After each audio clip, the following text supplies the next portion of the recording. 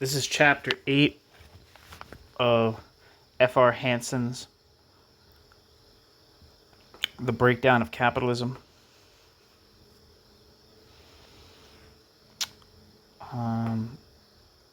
Chapter 8 is the conclusions. So let's rock. Quote, the theory of growth of the means of production, of the sequence of the various modes of production, and of the task of the proletariat is neither a historical painting to be gazed upon nor a scientific formula for calculating future events.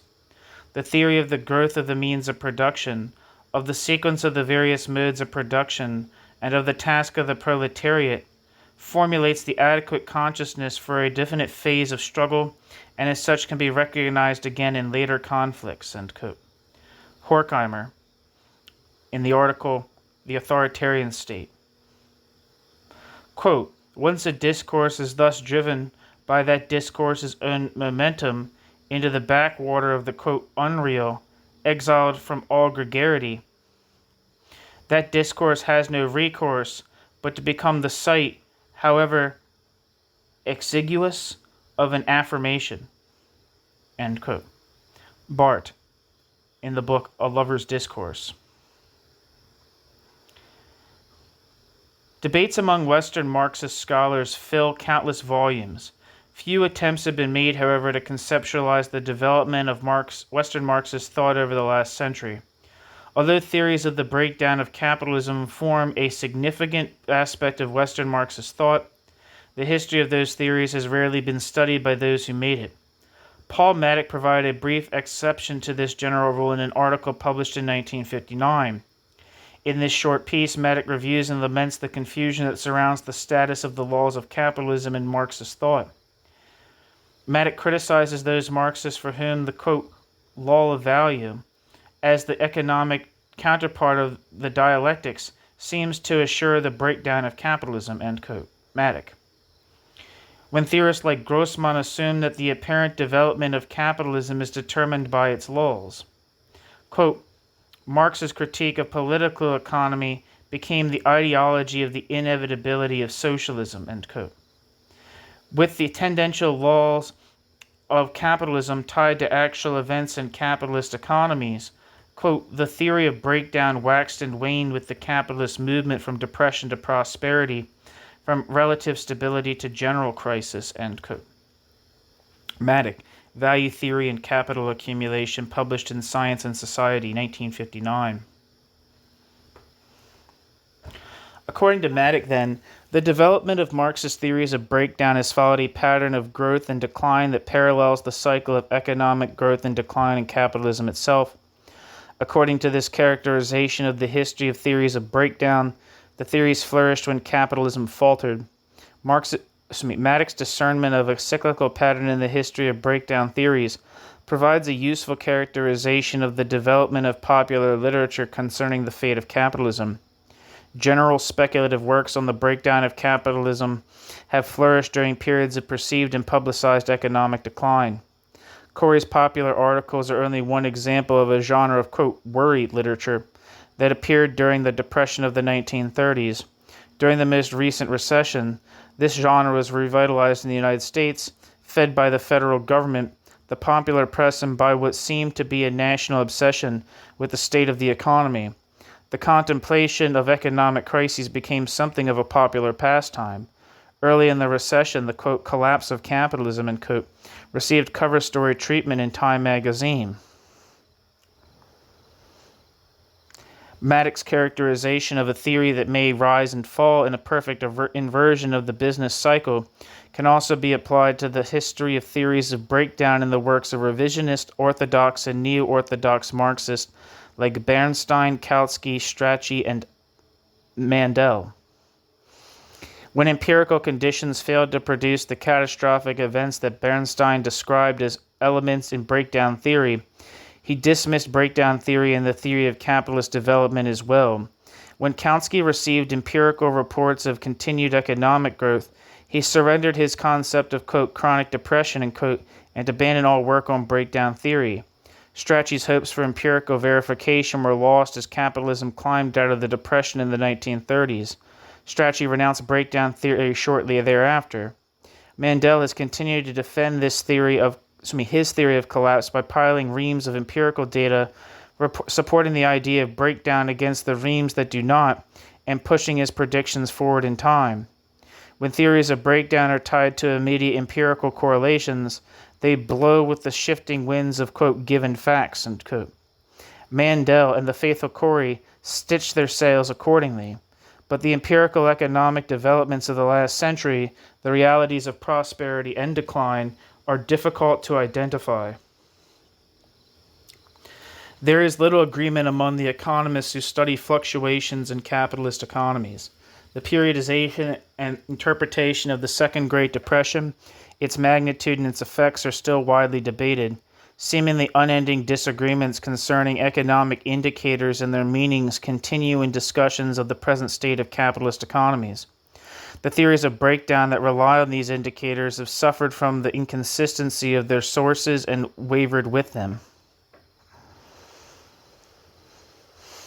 But the rise and fall of crisis literature in popular journals bears little connection to the development of Marxist theories of breakdown and systematic treaties.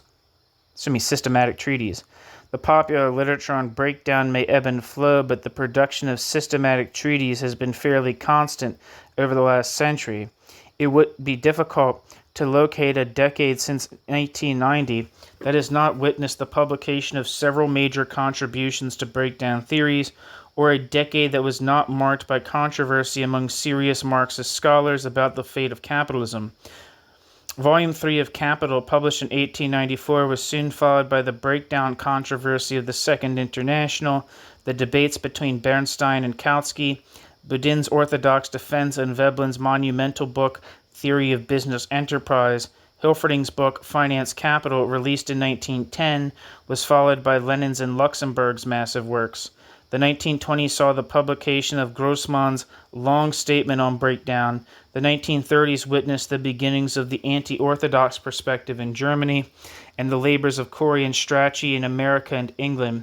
Sweezy's huge book, Theory of Capitalist Development, appeared in 1942, followed by another book by Strachey and by Baron's Political Economy of Growth in the 1950s.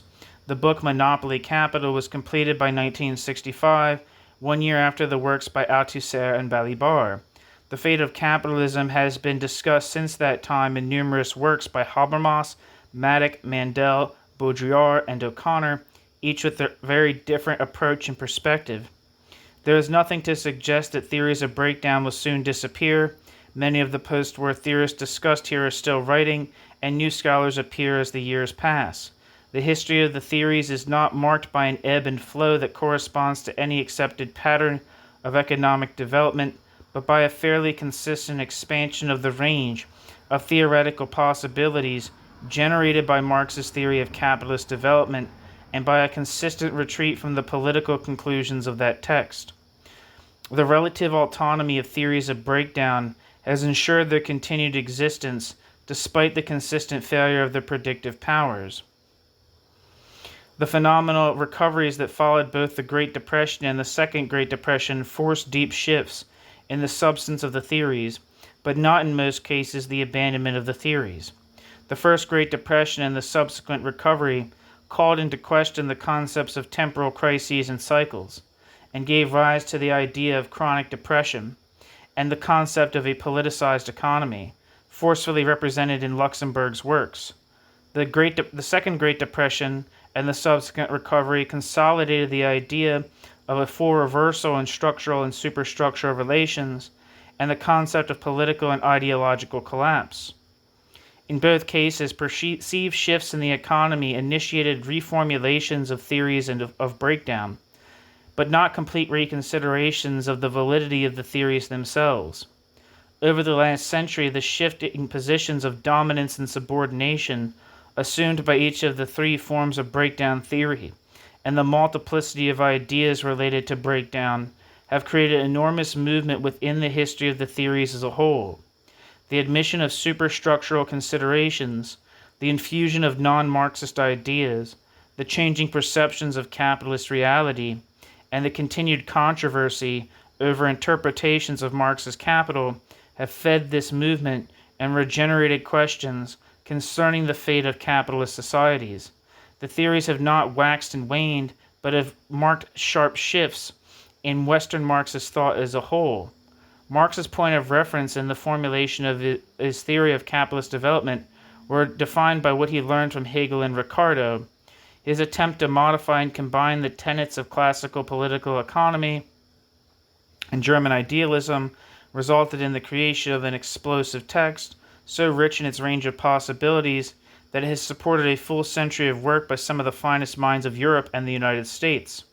The seeming autonomy and relative durability of theories of breakdown derives in part from their common grounding in this complex text.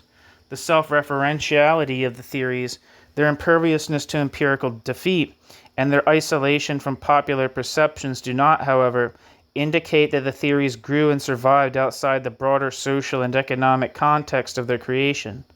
The social functions of theories of breakdown, realized or potential, tie them to the capitalist societies in which they were produced and received. Marxist theories of breakdown, and Western Marxist thought in general, have often been perceived as a critical force in capitalist societies.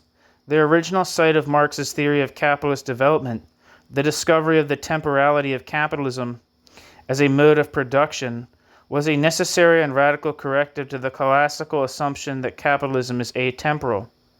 Although Marx certainly intended this discovery to be an impetus for further inquiry and analysis, the opposite effect has too often occurred in the history of theories of breakdown. The classical assumption was easily replaced by its simple inversion, the assumption that uncontrollable and inevitable collapse would occur.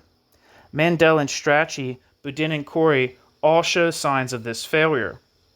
Moreover, the classical assumption of apparent facts is reproduced in their uncritical use of technical data. Classical assumptions about history and knowledge resurface in subsequent theories of breakdown and defeat their critical potential. Marx also intended his discovery of the temporality of capitalism to be an impetus to political action. In other hands, however, his discovery has often failed to produce the intended effect.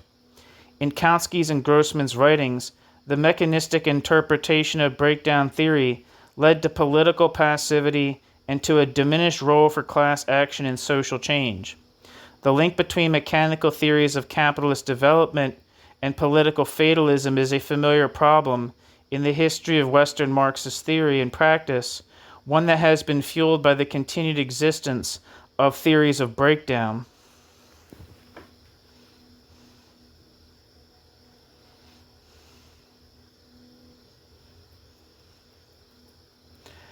The conservative effects of breakdown theories are not limited to the orthodox and neo-orthodox schools. Breakdown theories have also led to conservative conclusions in the hands of anti-orthodox Marxists. The breakdown of capitalism was contemplated with sober but hopeful anticipation by those theorists who adopted structural conceptions of capitalism and its impending collapse. When capitalism and its future were conceived in broader superstructural terms by writers like Veblen and Habermas, the conception of breakdown expanded accordingly and came to carry far more ominous associations. In the works of the anti-orthodox theorists, the breakdown of capitalism comes to mean the collapse of the state, all forms of intellectual life, even language itself. The apocalyptic imagery surrounding the theories assumes more dramatic forms. With the threat of barbarism or fascism raises a possible or even probable aftermath to collapse. Breakdown becomes something to be feared rather than desired. As desire turns to fear, theories of become a conservative force, protective of the status quo or nostalgic for a liberal past, and hesitant to endorse any call for change. Marxist scholars like Marcuse are left on a strange footing when they condemn capitalist societies and yet support their survival. Veblen's reticence in joining with the political movements of his day and Habermas's uneasy relationship to the German student movement are both, in part, products of their conservative interpretation of the end of capitalism. Apart from the nature of the anticipation that fills each theory and the fear or desire that surrounds it, the incessant talk of breakdown of capitalism has reinforced the image of capitalism as a fragile, vulnerable yet irreplaceable social system. The recurrent themes of crisis and collapse, when combined with the chaotic imagery of breakdown, deter any inclination to place demands on the economy or the state. The preoccupation with the economy, as an entity in need of technical understanding and treatment, displaces broader considerations of possibilities and alternatives. As theorists become immersed in models and data involving rates of inflation and interest, price indices and tax structures, the larger social question of choice and control are repressed. Mandel, Baran, and Sweezy are examples of theorists who have confined themselves to the sort of technical rationality that perpetuates the capitalist order. Their occasional calls to revolution are resoundingly superficial. Now that President Reagan's staff and advisors have openly discussed the politics of declaring a, quote, economic emergency, the critical status of theories of breakdown seems even more dubious. When auto workers vote to further reduce their earnings in order to, quote, save Chrysler, unquote, the superstructural interpretation of collapse no longer suffices. When Marxists openly fear the end of a system they disparage, theory is very much amiss. Marxist theories of breakdown, like the broader Western Marxist perspective of which they are a part, have led a marginal life in the history of ideas. Held at the edge of the intellectual world, they have been barred from entry into mainstream economic and social thought. Excluded from the social discourse on the nature of capitalism, and distanced from class struggles, Marxist theorists turned in upon themselves and conducted a long, intense, and largely self-referential monologue about the fate of a system from which they remained estranged. The monologue was conducted in the context of a profound silence on the part of mainstream theorists, a systematic refusal to contemplate the contradictions of capitalism and the potential for an end to the system. This silence has now twice been broken, first by Keynes and those who saw the depression of the 1930s as evidence of a weakened economy, and more recently by a group of theorists and commentators captivated by the economic crisis of the last decade. Marxist theories of crisis and collapse are now paralleled, as they were in the 1930s, by a mainstream intellectual movement. Western Marxism and mainstream theorists offer comparable analyses of the most recent recession, but the Marxist monologue remains a monologue. There is little exchange between the Marxist and mainstream counsels of despair. The concept of contradiction has finally been admitted into mainstream economic thought. The anticipation of crisis and the image of collapse have been normalized and domesticated. Theories of breakdown, once dismissed from social discourse, have been reincorporated. In the incessant chatter of, quote, crises, conflicts, and catastrophes, unquote, Kautsky's, quote, lovely alliteration, end quote, continues. It seems that mainstream theorists in an independent fashion have finally reached the same conclusions, the same admissions of contradiction that have formed a litany in Western Marxist thought for the last century. In the 1930s, Corey viewed Keynesian theory as a belated vindication of Marx's tired truths. The new, if unnoticed, consensus between Western Marxist and mainstream theorists appears to be a final validation of particular reading